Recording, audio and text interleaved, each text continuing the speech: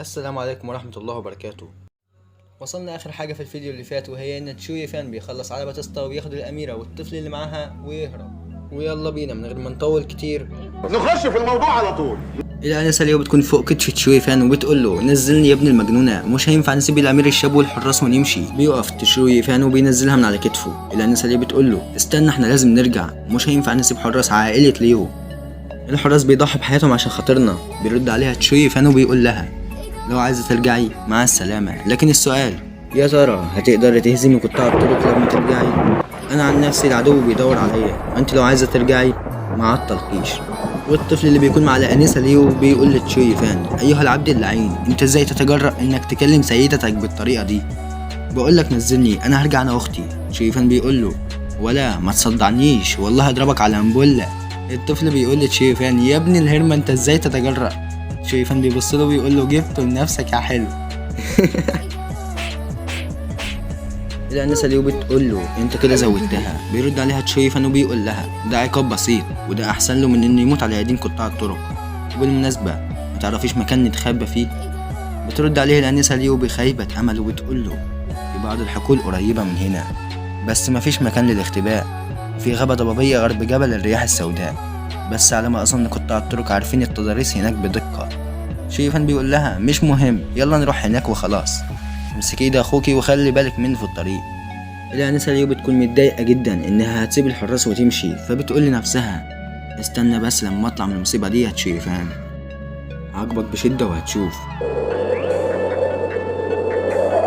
بعد كده بيوصلوا للغابة الضبابية، واللي بتكون مليانة ضباب من سنين كتيرة، ومن الصعب على الإنسان الدخول والخروج منها. والآنسة ليو بتقول أخبرني أبي أن رئيس جبل الرياح السوداء قوي جدا، وبالرغم من ده هو ليس أقوى من أبي، بس عدت سنين كتير قوي ومفيش خلافات أو أي حاجة حصلت من الطرفين، ومش عارفة ليه هجمونا قطاع الطرق فجأة. بعد ما يوصلوا تشوي فان بيقول لها المكان ده كويس. الآنسة ليو بتقول له زاو فان خد السيد الصغير معاك، أنا هحاول أعطل قطاع الطرق. تشوي فان بيقول لها مش هسمح لك بده، أنا مش متعود على التضاريس دي، ومش هقدر احمي السيد الصغير، لو مجيتيش معايا هقتل الطفل ده مباشرة. الطفل بيقول له يدي يا ابن الهرمة. تشوي فان بيرد على الطفل ده وبيقول له يا ابني انت خايف من ايه؟ ما هي لو مشيت انت ميت وبده ميت. وتشوي فان بيقول للأنسة ليو قدري حياتك اللي انقذها الاخرون بحياتهم، لان حياتك مهمة جدا، لازم ندمر عائلة سون وقطاع الطرق في المكان ده، موافقة؟ بترد عليه الأنسة ليو بتقول له يا ابني انت مجنون، انت عايز تهزمهم لوحدك؟ عائلة سون عندها محاربين كتير ومعاهم 4 مقاتلين أقوياء، انت مش قديهم حتى لو كنت مقاتل محترف، ايه اللي هتقدر تعمله في موقف زي ده؟ بيرد عليها تشوي فان بأنفة وكبرياء، بيقول لها انا هقدر اعمل ايه؟ دول شوية زبالة ليسوا ندا لي، تقدري تعتمد عليا او تستسلمي ليهم، ايه رأيك؟ وبما ان ما عندكيش غير اختيار واحد، ادينا حجر روح، امل عائلة ليو بين ايديكي. الأنسة ليو بتديه حجر روح وبتقول له هذا كنز عائلتي، لو كذبت عليا وربي ما هرحمك. تشوي فان بيقول لها استني هنا بس. الطفل بيقول للأنسة ليو الواد ده بقى مغرور جدا، اختي انت لازم تعلميه الادب. الأنسة ليو بتقول له يو هاي، رغم ان العبد ده مش محترمنا ولكنه انقذنا، بينما كان فيه اللي بيتفرج علينا بصمت، احنا لازم نكون ممتنين ليه. بتقول لنفسها انا مش عارفة دلوقتي مين ده، سوف نتغير خالص. وبنروح لتشوي فان اللي بيوصل مكان غريب وبيقول دونغ شينغلون نياهو سوزاكو من الجنوب، شيان يو من الشمال، كيرين من المنتصف، السماء غريبة وخالية، وهنا مصفوفة قوية وطبيعية، وللأسف الناس مش عارفينها. وبيقف فجأة وبيقول بوابة الأشباح ال9 افتح الآن.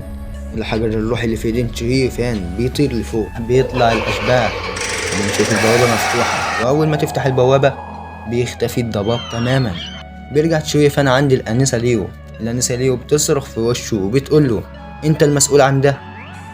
تشوي فان بيقول لها اهدي مفيش داعي انك تتفاجئي كده، تعالي ورايا هعلمك التعويذة السحرية عشان تقدري تقتليهم اول ما يظهروا قدامك. بتندهش الأنسة ليو وبتقول له هي دي طريقتك اللي هتهزمهم بيها؟ تشوي فان بيقول لنفسه قيمة المصفوفات في العالم ده أكبر من فنون القتال، المصفوفة من المستوى الأول هنا هي التقنية السرية لعائلة زونغ مينو، المستوى الأول من المصفوفة بس بيحتوي على مئات الآلاف من الانغذاي، والانغذاي ده ليه قوة رهيبة لا تقدر بثمن. إلا سيليو بتقول لنفسها زوفان كان مجرد عبد، ولكنه صنع مجموعة من المصفوفات بسهولة. وبتقول لزوفان ازاي هنفعل المصفوفة. زوفان بيقول لها ما تقلقيش بخصوص الطريقة، انا عملت الحدود، هلمسك دلوقتي، استني بس لما يموتوا. وبنروح لبانج غتونج الامير الشاب اللي بيكون مع سون غوان. بانج غتونج بيقول له سون غوان ما تتعبش نفسك، شكلهم دخلوا الغابة، اقتلني، انت مستني ايه؟ اقتلني والا هقتلك انا وانتقم لكل اللي ماتوا على ايديك. بيرد عليه سون غوان وبيقول له انا مستحيل افكر بالطريقة الغبية دي، اسمك هيحقق ارباح كتيرة لما اخدك كرهينة، لانهم اكيد متخبيين قريب من هنا، بالاضافة اننا محتاجين ارشاداتك لان الجبل الضباب مش مألوف لينا. وبيقول لبانج تونج ممكن تقود الطريق وانا اشوفك بعدين، اكيد الانسة ليه الطيبة مش هتسيبك ماشي لوحدك كده. بانج تونج بيقول تبا لك يا سون غوان، انت مش هتقدر تستعملني لتهديد الانسة ليو. لكن فجأة الحارس اللي مع سون غوان بيقول سيدي انظر، في حاجة متخبية تحت الشجرة، واللي متخبي تحت الشجرة ده شوي فان. وبيقول لهم اهلا يا رجالة، انتوا اتأخرتوا كده ليه؟ بدأت امل وانا مستنيكم. بيرد عليه سون غوان بيقول له زوفان انا بحييك على شجاعتك لوقوفك ضدي. وبيأمر الحراس بتوعه ويقول لهم امسكوا بسرعة واقتلوه. وبيجري الحارس على تشويفان بسرعة عشان يقتله، لكن تشويفان هيعمل ايه؟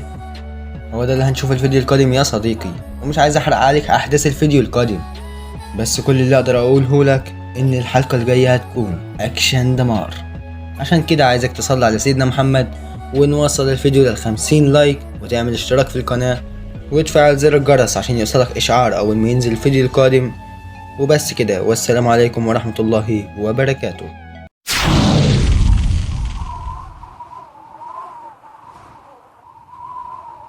Game over.